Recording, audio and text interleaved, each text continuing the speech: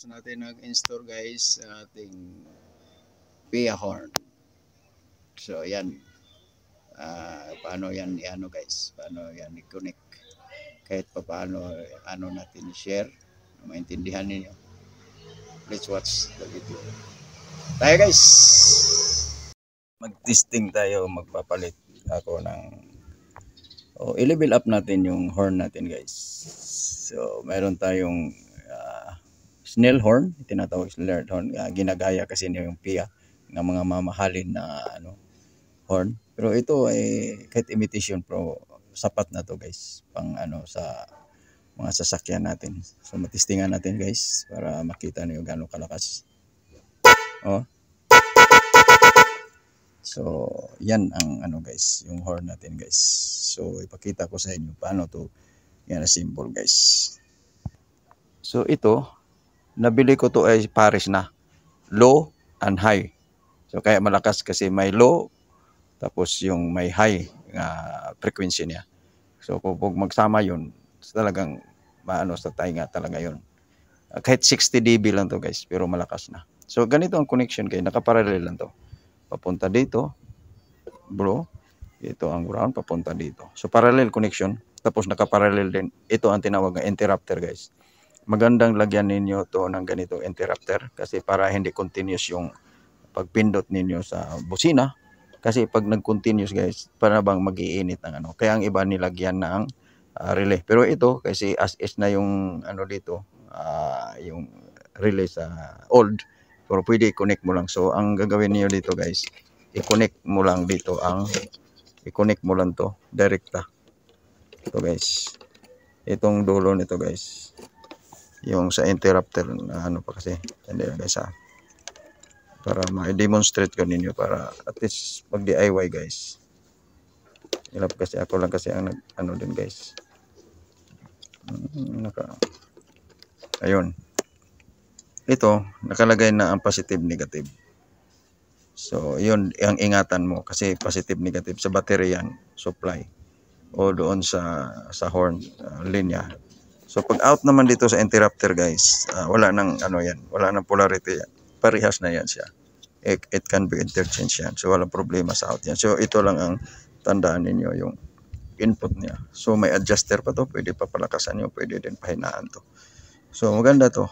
Kahit di ka na magamit ng proven to guys, kahit di na kayo maglagay ng relay dito. Ang iba kasi maglagay pa ng relay sa horn nila. Binabago pero ito hindi na guys. Pwede sa as is na yung linyada ng o sa system ng sasakyan mo. Mamotor man o sasakyan proven to guys. Ginagamit ko sa motor. Magwa 1 year na guys. Wala naman nagka-problema.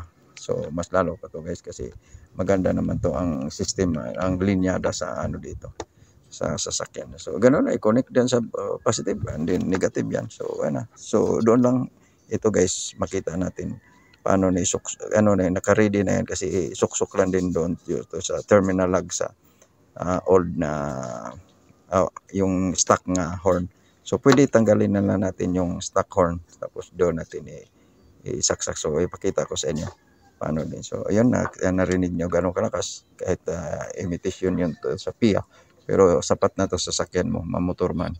O pang mo na kailangan ng horn. Palit natin dito, flex natin lalo na sa mga Starex. So tanggalin talaga natin to ang guys, yung bumper guys kasi nandito sa ilalim ang horn. So paano ka maka-access kung hindi natin tanggalin? So tanggalin, ang unang tanggalin ito kay ito guys. Ito ang mga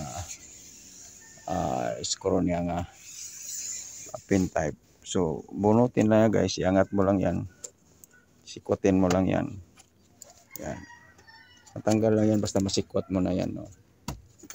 Sikwat nila. Sinisikwat ko na guys para di na matagal. So siyempre para i-keep natin. Wala tayong lalagyan. So i-keep lang natin yan dyan guys. So meron pang isa dito. Ganoon lang. Sikwat lang guys. So aangat na yan siya guys. So yun lang. Ito pagtanggal sa sa bumper guys. Itong left side guys, kung harapin natin, kanan to. May tatlong diyan guys, lock. Yung pin type at saka metal screw. So yan, tatlo yan. Nag-hold yan siya dito. Yan. Nag-hold siya. Tapos dito yung dalawa din na plastic. Pin niya. Tapos pin niya sa klase. Ang tawag dyan. Ganon din doon sa left side kung harapin natin. So tagtatlo-tatlo yan bago matanggal. So pagtanggal niya guys, iangat mo to dito. Ayan. Iangat mo rin dito. Tapos hatakin papunta sa baba. Kato din katulad sa kabila. Ano niya ang procedure. So tanggalin na natin kaya wala nang maghawak sa ano. So makita niyo matanggal ko na to. So yung demonstration ko, maangat na yan diyan. Pag maangat doon, tapos ilaglag mo na. Hatak sa baba. Kuha na yan. Kahit ako lang isa dito, pwede na makaya na ibaba. Yung sabi ko ilaglag mo na lang. So yun na. Dito lang sa taas at saka tatlo dito. Tatlo dito, tatlo doon. Tapos dito, laglag mo. So, okay na. Ganun ang pagkuha sa bumper sa Hyundai Starex. Guys, temporary muna natin nilagay para matistingan kasi iba kasi ang pin dito guys. Nakasakit kasi talagang. Siyempre, production to sa Hyundai para doon kasi sila bumili. So, paano mo diskartehan to guys? So, testingan muna natin kung tama ang connection natin. So, yun ang connection natin guys. Temporary. So, natin kung mag-sirbato ba? Tama ba? So, guys, subukan natin. So, tama ba? Okay. So, okay guys, tama yun. So, i-finalize na natin yun. Wala tayong dito guys. Male socket para dito married sa female. So, gawa natin ng paraan guys. So, ito, malapad to guys. So, pinutol na lang natin guys. Hinati natin guys. Ginupit na manipis naman guys. Ginupit natin para magkasya dito guys. Yan. Para magkasya dyan. Okay na yan. Paraan-paraan lang. Siguraduhin natin pagsaksak guys. Na konektado to sa ground. Baka magkamali. Hindi tayo magkamali guys. Natin guys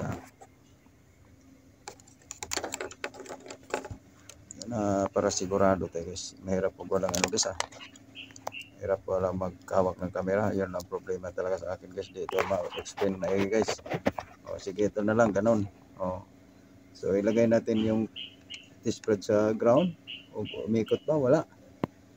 So hindi ito para sigurado. Wala din ang yung T-spread ang wala. Yun, meron na. Yan na lang ha. Ito. Ayun. Meron guys, dito guys makita nyo guys. Walang shortcut method. Walang shortcut method. Hirap po.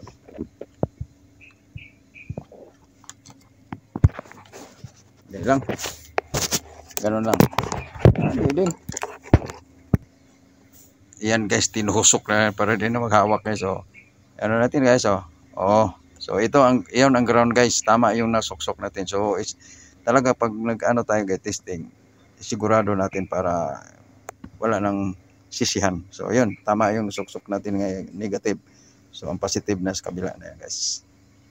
Nadala sa sa unit guys, hindi natin yan tinanggal guys. So tinip natin dito para mahigpit, di na siya mag-move. So dinidiin natin maigi para maglapat siya guys. Pero para iwas sa short at saka mag-lose contact o mag-vibrate lalo na pag pag bigay ng supply talaga mag-move yan. So diniin natin maigi, di ba nakita yun mahaba. Sinagad natin guys para sigurado na walang balikan guys. Tinip pa natin, kinikable tie pa natin para sigurado talaga. Para malinis ang trabaho natin guys. Okay guys, na-mount na natin guys. Okay na. Nakalagay dyan. Hindi na ito magalaw. Naka-cable tie. Ito naka-bolt. Ito naka-bolt. So, kahit anong vibration niya guys, hindi na andar yan guys. So, okay na. So, sirado natin guys. Thank you guys, thank you for watching guys. Share ko lang sa inyo guys paano pag DIY, discarding pinobre. Hindi na tayo kailangan pa mag-hire na ano, palit lang ng horn. Kasi sira na itong horn guys, hindi na sirbato eh. So dahil wala nga ganito, improvise natin ganito guys. Ginamitan natin na interrupter para mag-pop pop pop pop. So meron tayong low and high na horn. So magsabay yung low and high hertz. Ito ay 510 hertz, ito ay 410 hertz. So maganda ang timplada. 60 dB lang to guys. Pero malakas na guys. Kaya sana makatulong sa na ano to sa may mga sasakyan kahit hindi static. Ito static makakuha na kayong idea niyan. Ganon din yung pag ano niyan, pag mounting. So sa ibang mga sakyan di ko pa nakatry pero madali lang discarding pinobre. So yan sila guys. Meron namang ma-share na pag DIY ng horn o imitation sa PIA horn. Mas lalo pag PIA horn ang nilagay niyo diyan, mas malakas pero di na kailangan. Para sa akin satisfied na yun na horn 8 imitation na sa PI or PIA horn. So yan lang guys. Thank you for watching. To God be the glory.